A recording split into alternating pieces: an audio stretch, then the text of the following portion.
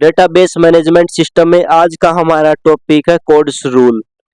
Full explanation देखेंगे कि codes rule क्या है। The rules are called Codd's rule because they were introduced by doctor Edgar Frank टेडगोड। इसको कोड्स रूल इसलिए बोला जाता है क्योंकि इनको जिसने इंट्रोड्यूस किया था उनका नाम था डॉक्टर एडगर फ्रैंक टेडगोड। उन्होंने अपने सरनेम से इसका नेम रख दिया कोड्स रूल।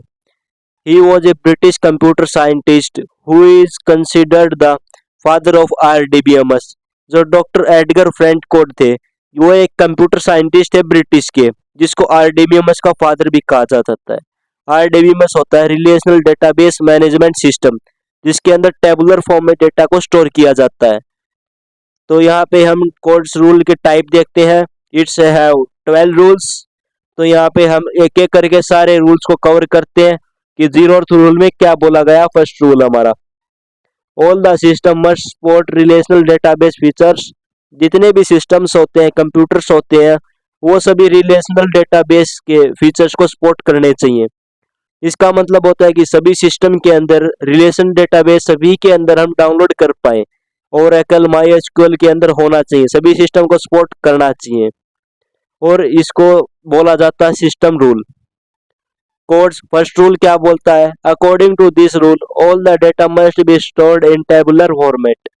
जो भी हमारा डेटा होता है वो हम टेबुलर फॉर्मेट में स्टोर होना चाहिए। RDBMS के अंदर डेटा टेबुलर फॉर्म में ही डेटा स्टोर होता है। ओरेकल, माईएसक्यूएल जो भी डेटाबेस है। It is also called information rule. Information rule भी बोला जाता है कोड्स फर्स्ट रूल को।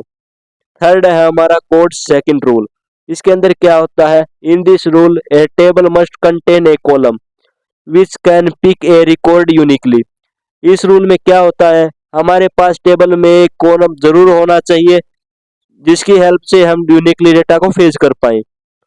उस कॉलम के अंदर प्राइमरी की या फिर यूनिक की कांस्टेंट अप्लाई होना चाहिए। It is also known as guaranteed access rule. इसको हम गारंटीड एक्सेस रूल भी बोलते हैं। नेक्स्ट पॉइंट है हमारा कोड्स थर्ड रूल। ये क्या बोलता है? The system must handle null value. Null value handle होना चाहिए। Null is a special type of value in term of DBMS।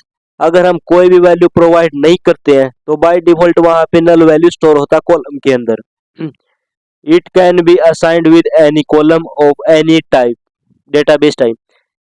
मतलब किसी भी कॉलम के अंदर, किसी भी डेटाबेस के अंदर ये प्रोवाइड हो सकता है अगर हम कोई भी वैल्यू प्रोवाइड ना करवाएं तो। It is also known as null handling systematic treatment tool.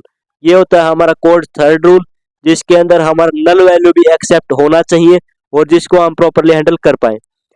Fifth code में है हमारा, ये मैंने फिफ्थ और सिक्स्थ आगे पीछे लिख दिए हैं, तो हम इसको पहले फोर्थ को देख लेते हैं, बाद में हम फिफ्थ को देख लेंगे। अभी हमने थर्ड को देखा था, तो चलिए हम पहले फोर्थ को देख लेते हैं। Codd's fourth rule, the database schema must be stored as relational model. इसमें ये होता है कि हमारा जो डेटाबेस का स्कीमा है वो टेबल की फॉर्म में स्टोर होना चाहिए। सबसे पहले हमारे डेटाबेस के अंदर सबसे पहले हमारे पास स्कीमा होना चाहिए डेटा का, कि क्या डेटा हमारा डेटाबेस के अंदर जाने वाला है। It is also known as dynamic catalog या फिर डिस्क्रिप्टिव डेटा रूल, कि आप पहले ही डिस्क्रिप्शन प्रोवाइड कर दो अपने डेटा का। अब हम ऊपर वाले को देख लेते हैं।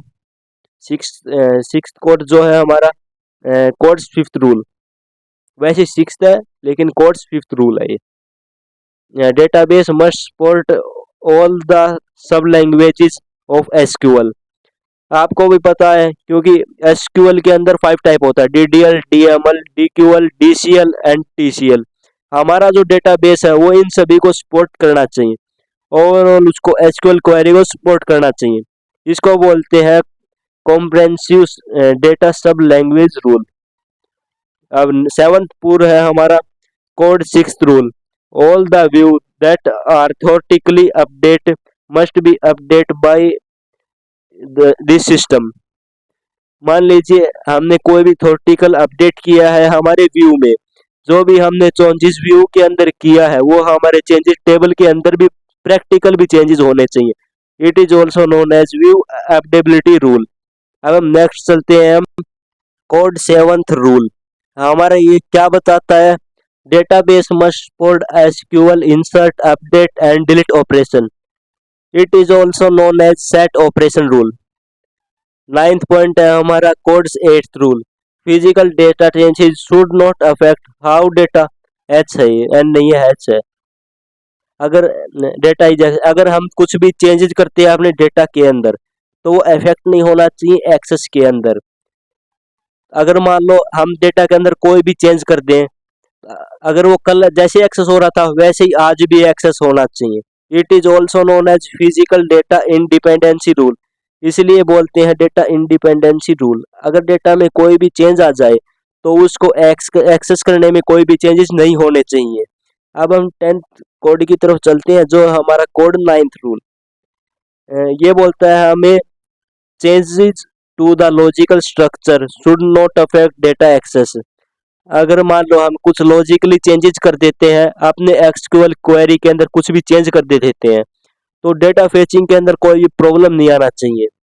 It is also known as logical data independence. अगर मान लो कोई लॉजिक बदल गया है तो हमारी एक्सेसिबिलिटी नहीं रुकनी चाहिए। अब हमारे 11th पॉइंट की तरफ चलते हैं जो हमारा कोड 10th रूल।